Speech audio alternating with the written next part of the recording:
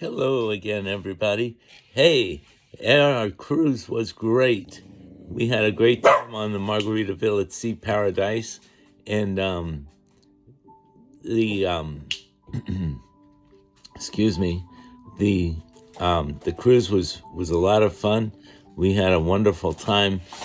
The accessibility was pretty good. There were a few things that were a little janky on the cruise. I can tell you about those in a little bit, but I want to tell you about the good stuff that we had. The room was very accessible as far as being able to get the scooter in. I have a Pride Victory 9 scooter, which is a pretty large scooter. As far as scooters go, it's not a collapsible fold-up one, or one that you can take apart easily and bring along in a couple of pieces. It's one that stays together and is pretty large. So it fits in the room pretty nicely, and you still have a lot of walking space even with it in the room. You don't have to put it in the bathroom or anything like that. The beds are end to end. They're not side by side, so that's an issue for couples. But other than that, we did okay with sleeping end to end.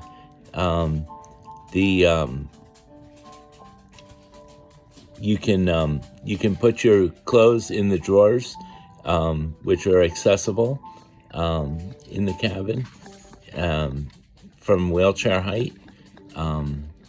The hangers are a little bit hard to get to if you're in a wheelchair, but if you have somebody with you, or if you're able to stand, you can use the hangers just fine. They're not at wheelchair height, but they are accessible for somebody that can stand.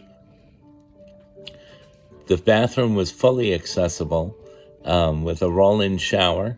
The toilet height was perfect for somebody that needs accessibility.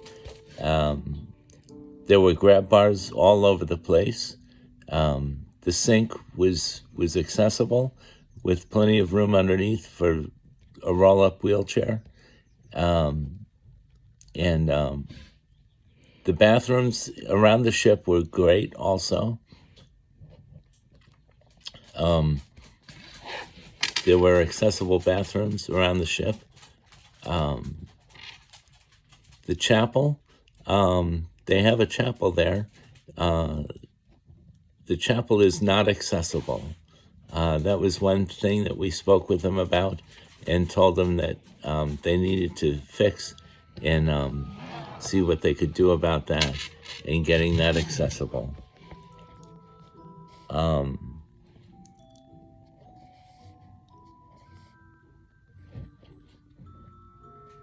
Power in the room. So we need you to know that in the room there's a main power switch just as you enter the room, and that power switch has to be on in order for you to do anything, including take a shower or flush the toilet.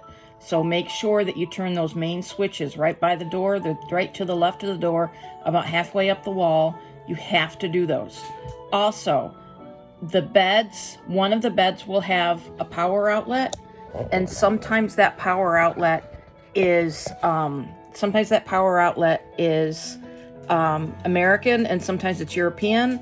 If you happen to get a cabin that has European plugs, because this ship was originally a European sailing ship, they have adapters free for loan down at the service desk. So you just call down, say you need one. They say okay, come right down. You go pick it up, you sign it out, and there you go. You have to have it back to the desk before you disembark the ship. Other than that, it's yours for the entire sailing. Okay? Chris, why don't you tell us about the shower? Oh, the shower has fully adjustable fully adjustable shower heads that can slide up and down on a rail. So And it can be taken and off, it too. can be taken off as well. It's got plenty of power.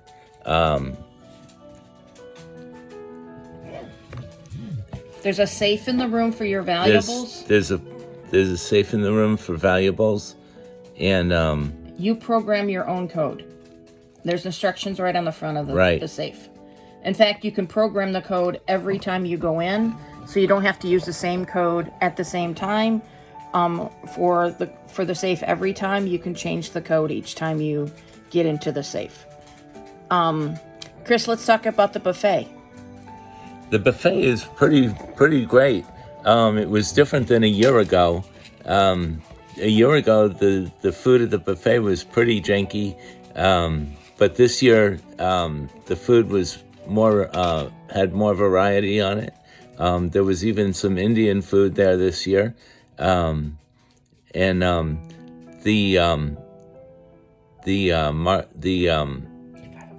the 5 o'clock somewhere bar had the cheeseburger in paradise grill, and that's also free, and you can get cheeseburgers with all the different fixings there.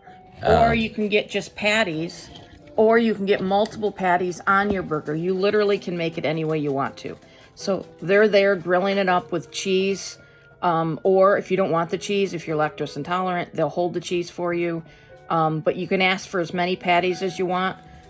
We don't eat buns because it's a waste of our carb count. So we just did, I just did, Chris had a burger, but I just had patties and they were delicious. Yeah, they were good. And like Chris said, you can have all the toppings you want. You know, they have everything that you would normally get at like another restaurant. Like if you're on Carnival at Guy's, you know how they have the toppings bar? They have the same thing. But it's all in the back, all the way in the aft, behind the buffet, where it says the 5 o'clock somewhere bar. It's not just a bar, it's this beautiful little cafe space. And that's where like you can eat out in the fresh air. It's halfway covered. So even in the rain, you can be out there, but it's our favorite place to be. Whenever we ate, that's where we ate. It's lovely. So, that's what I have to say about the burgers. And we also recommend that the soda package. The soda package is $29 for the 3 days. That's basically less than $10 a day, which is well worth it. Especially when you're talking bar prices. Because soda. if you don't like bitter coffee, it's a great option. The coffee on the ship is quite bitter, and I thought I was gonna like the coffee and make iced coffee, but no, that was a no-go. But they do have an upcharge coffee bar near Frank and Lola's Pizzeria, and I want to say deck 5. We never tried it. We were on a budget this cruise, so we didn't try any of the extras, and we hadn't tried it before because. Just because. So, I don't know. Somebody will have to chime in and let us know in the comments whether or not they've tried the coffee bar on deck 5. Go ahead. But the soda package was great. We enjoyed the soda package. They give you a cup that you can take home with you, and they got shark cups that are both male and female. One is blue and one is pink, and they also have an alligator one if you like alligators. I don't like to get bitten by alligators. I like getting bitten by sharks. So, the main dining room. Let's talk about that. Yeah, the main dining room was great. I had salmon, and I had salmon tartare for an appetizer one night. I had blackened salmon for my main entree for another night. I had shrimp and grits on another night. It was great. Fantastic. I had Caesar salad for an appetizer both nights. I also tried the Jamaican pumpkin soup, which was warm soup. It's not cold. Normally a pumpkin soup would be cold, but this one was warm, and it was good. It was good. I tasted more of the other ingredients. It has coconut milk in it, and it has onions or scallions or something in it. So, I mean, the soup was okay. Don't order it if you're thinking it's going to taste like pumpkin, because it doesn't. It tastes more like a squash. And then for the meals, one night I had penne pasta with a vodka garlic sauce, and then the other time I ordered, I don't remember what I ordered. What did I order? I can't remember right now. I don't know, but it was good. It was probably another pasta dish, because I love pasta.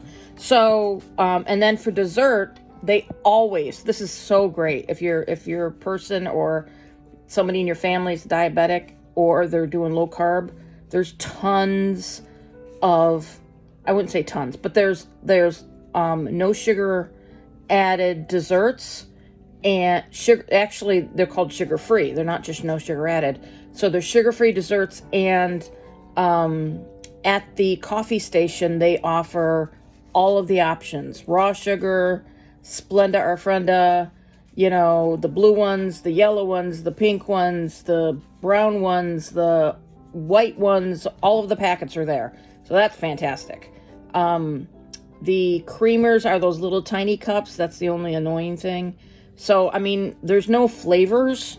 So if you are in that class of person that wants to have flavoring, or they want to have sugar-free with flavoring, I do know there's a Splenda product out on the market that comes in a little jar, and it's vanilla flavored, so you could have your French vanilla coffee on the ship.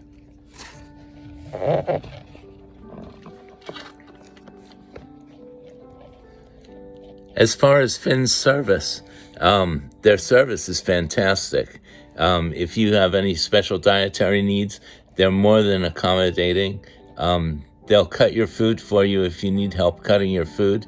If you're somebody that is handicapped and needs help cutting your food, they'll cut your food for you. If you need assistance with a scooter or a wheelchair, they'll move your scooter or wheelchair to the side when you sit at the table. If you're able to sit in a regular chair, and they'll bring it back for you if you ask them to. They're very accommodating. Our cabin steward was fantastic. Our shower had leaked into the room because it was a roll-in shower. The shower water had leaked into the room out the door of the bathroom, and so he brought towels and soaked up the water and cleaned it up for us. I would give him, his name was August. He was on deck 7. Our room was 7052, and August was amazing. Chris needed to change his clothes one day. Actually, the first day we needed to go to the room earlier than expected. He let us in. He understood the situation. He was very accommodating. I can't say enough about him. He was always on point. I would give him a 5 out of 5, honestly. So they're training. My overall feeling about the staff, the service staff, is the restaurant, the buffet, the kitchen staff, the culinary staff is like I've been around a little bit, and the culinary staff definitely has some professional training. The presentation of the desserts and the presentation of the food in the dining room definitely shows training. And so these people know what they're doing. The stewards definitely have been trained well, and they know exactly what you need, and they anticipate it, and it's amazing. So I would say that as far as, like, if you want to talk about hotel management pieces, So the rooms and the buffets, I would give them all a 5 out of 5.